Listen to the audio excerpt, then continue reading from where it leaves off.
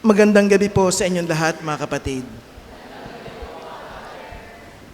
Hindi po natin maikakaila na isa sa ating pakay o layunin, lalong-lalo na sa ating pananampalataya, ang isang katotohanan na napakarami po sa atin ang mga may sakit.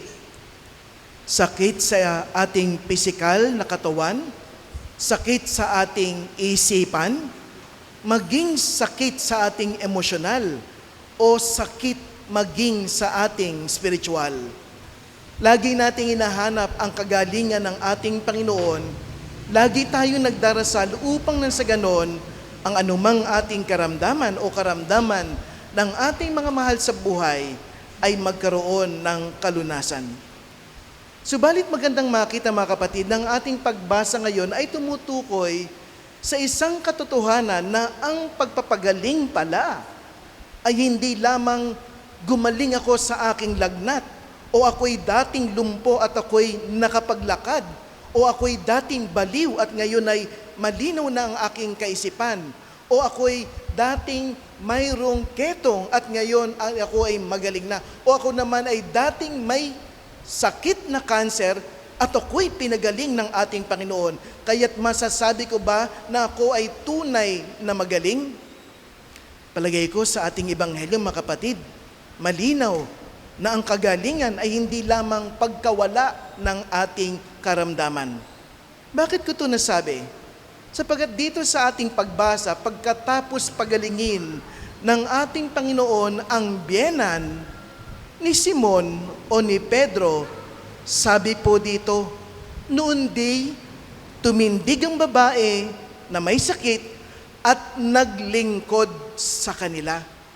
Sa makatuwid, ang tunay na kagalingan pala ay hindi lamang nawala ang aking rayuma, nawala ang aking sakit, gumaling ako sa aking kanser, kundi naroon ang isang hamon na tayo ay magiging mga lingkod ng ating Panginoon. Kung walang magaganap na paglilingkod, palagay ko, mga kapatid, hindi natin masasabi na tayo ay tunay na gumaling. Kaya nga, sa ating pagbasa ngayon, mga kapatid, mapapansin po natin na ang ating Panginoon pala ay nagbigay ng 3 antas ng paglilingkod na pwede nating sabihin na ito rin ay antas ng kagalingan. Bakit 3 antas ng paglilingkod? Baka magandang tanungin natin sa mga oras na ito, anong uring paglilingkod meron ba ako? Ang ganda-ganda po ng inyong patron, no? Ang inyong patron ay ang Birhen ng Banal na Puso ni Jesus. Hindi lamang puso ni Jesus, kundi ang mismong puso ng ating minamahal na Inang Maria. Bakit ko ito nasabi? Sa ating pagbasa, may 30 antas ng paglilingkod. Tanungin po natin, mga kapatid, no, anong antas na ba ako sa mga oras na ito? Ano yung unang antas? Ang unang antas ng paglilingkod ay ang paglilingkod at pagmamahal natin sa ating pamilya. Di po ba dito, ang unang pinagaling ng ating Panginoon ay ang biyenan ni Pedro o Simon. Pinagaling siya at pagkatapos pagalingin ang biyenan na naglingkod sa ating Panginoon, agad-agad ang ating Panginoon, sabi ng ating pagbasa, ay pumunta na sa 2 antas ng paglilingkod. Pinuntahan niya ang kanyang mga kababayan.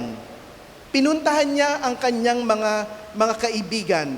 Pinuntahan niya ang kanyang mga biyenan, ang kanyang mga kamag-anak. Ito palang 2 antas ng paglilingkod. Ang unang antas, naglilingkod ka at nagmamahal kung ang pinaglilingkuran mo ay ang iyong pamilya. Ang sentro ng buhay mo ay pamilya. Unang antas lang pala yan. Sapagkat may susunod na antas. Ang susunod na antas ay ang paglilingkod sa komunidad. Ang paglilingkod sa ating mga kaibigan. Ang paglilingkod sa ating mga kamag-anak, ang paglilingkod sa mga taong minamahal natin. 2 antas ng paglilingkod.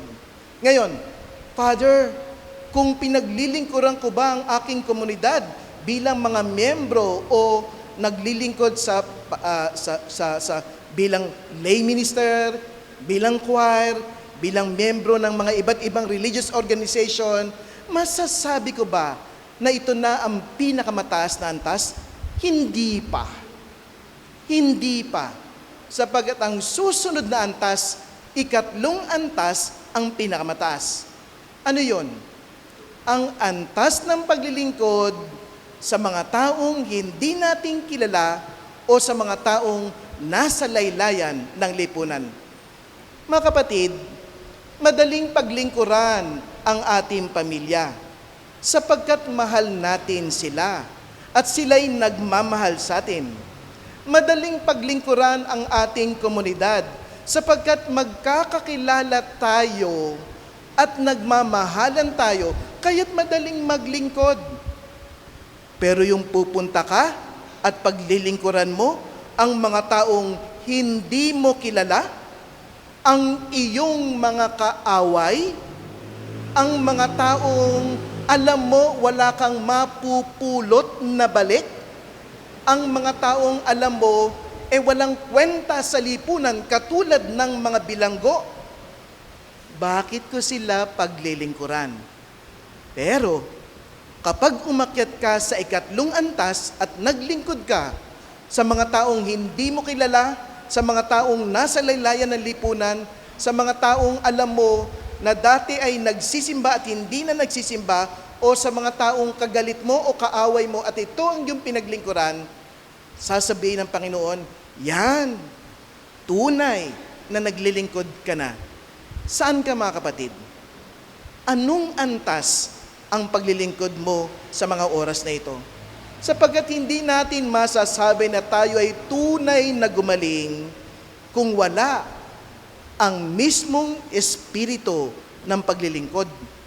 Nakakatuwa po ang ating pagbasa sapagkat ang unang pinaglingkuran ng ating Panginoon ay ang biyenan ni Simon, pamilya. Pumunta siya sa kanyang mga kababayan. At pagkatapos, nung pupunta na po siya ikatlong kabayan, alam po namang ginawa rito sa pagbasa? Bago po siya pumunta sa ikatlong antas, ang ating Panginoon ay nanalangin ng taimtim. Bakit? Sapagkat mahirap pong paglingkuran ang mga nasa laylayan ng lipunan, ang mga taong hindi natin kilala, ang mga taong wala tayong makukuhang kapalit o balik sa kanila sapagkat wala naman silang maibabalik sa atin. Kaya nga yung panalangin ay napakahalaga sapagkat ang tunay na panalangin, mga kapatid, ang nagdadala sa atin sa ikatlong antas ng paglilingkod. Sapagkat kapag ikaw ay pumapasok sa panalangin, mauunawaan mo na sa mata ng Diyos, ikaw ay kanyang kaaway. Sa mata ng Diyos, ikaw ay pasaway.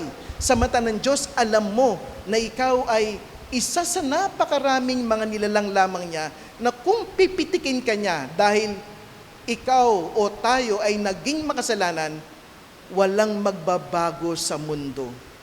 Pero minahal ka niya Pinili ka niya At dun, sa panalangin, maunawaan mo na napakahalaga mo pala na sa likod ng ating pagkukulang, may isang Diyos na nagsasabing, mahal kita, wala kang dapat patunayan.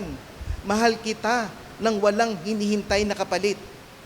At kapag naramdaman mo na may Diyos palang ganito na nagmamahal sa atin na walang hinihintay na kapalit, doon ka natututong magmahal ng mga taong alam mo, baka wala kang makuhang pagmamahal o pagbabalik. Bakit ko naman mamahalin yan? Hindi nga ako minamahal niyan. Bakit naman ako tutulong dyan? Ano bang mapapala ko dyan? Bakit naman ako magtutulong dyan? Yan ba ay may tagumpay? Minsan ganun tayo mga kapatid. Kaya nga kadalasan mga kapatid, masasabi talaga natin ng tunay na gumagaling sa pananampalataya natin ay ang mga taong naglilingkod. Alam ba ninyo, sabi po ni Bishop Ambo sa ating ginaganap na Diocesan Synodal Pastoral Planning, Alam po ba ninyo, mga kapatid, na tayo ay hinahamon na maging missionary church. Kasi tayo po ngayon ay tinatawag nating maintenance church. Ang maintenance church ay, ang simbahan ay naglilingkod at inaalagaan ang mga taong nasa simbahan na.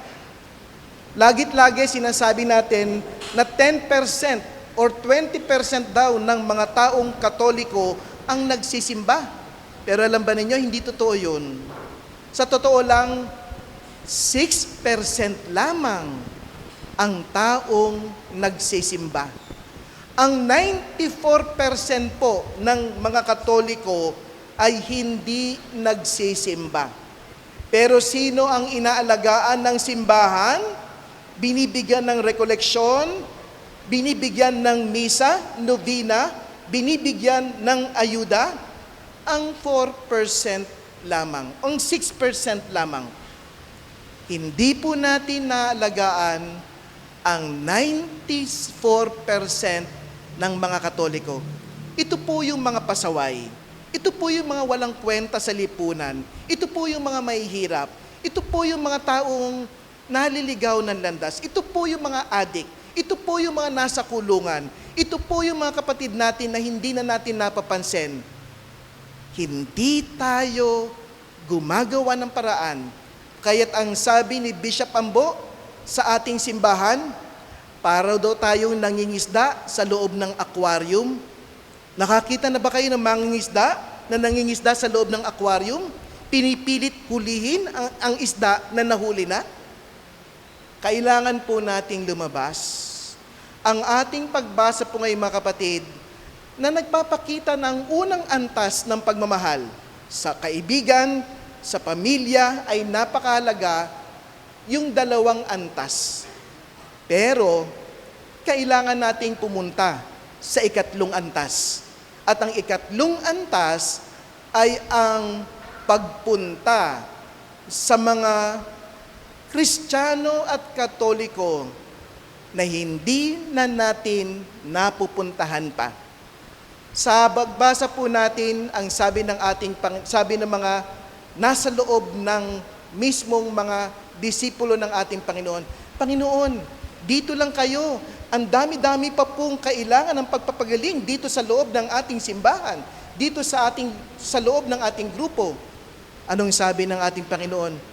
Kailangan nating lumabas. Kailangan nating puntahan ang iba pang mga pastol na naliligaw ng landas. Mga kapatid, ang ating novena ay novena ng pasasalamat. Ito rin ay isang nobina upang pagalingin ang ating puso na unti-unti sanang magkaroon ng mata ng Diyos.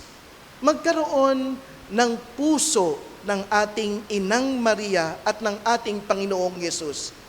Sapagat ang puso ng ating Inang Maria ay laging tumitibok sa mga taong mga mahirap. Tumitibok sa mga taong naliligaw ng landas. Tumitibok sa mga taong alam mo nangangailangan ng pagpapagaling. Restlessness, ang tunay na panalangin, mga kapatid, nagbibigay ng pagkabagabag. Kapag ang panalangin mo at ang nobinang ito ay nagtapos at sasabihin natin, Father Sammy, Father Willie, tuwang-tuwa po ako sa novena natin. Bakit naman? Ang saya, ang ganda. Talagang ako po ay napalapit sa Diyos. Ako po ay nagkaroon ng consolation. Pumayapa po ang aking puso. Alam mo kung anong sasabihin ko sa kanya? Parang kulang yung nobina mo. 50% lang yan. Bakit? Ang tunay na nagnunobina, makakaramdam ng kapayapaan, subalit makakaramdam din siya ng pagkabagabag. Mababagabag siya sapagkat maunawaan niya na tayo pala, mga kapatid, ay napakamapalad. Samantalang may mga taong nasa labas ng ating simbahan na hindi mapalad. Sa tuwing tayo ay nagdarasal, nararamdaman natin ang pag-ibig ng Diyos, pero mararamdaman mo rin ang misyon na nagsasabi sa iyo, humayo ka, magpagaling ng mga kapatid mong naliligaw ng landas. At kapag ang mga kapatid natin ay naibalik natin sa simbahan at natutong maglingkod katulad ng lahat ng nasa sa inyo ngayon na narito, para ikaw unti-unti dadami tayo.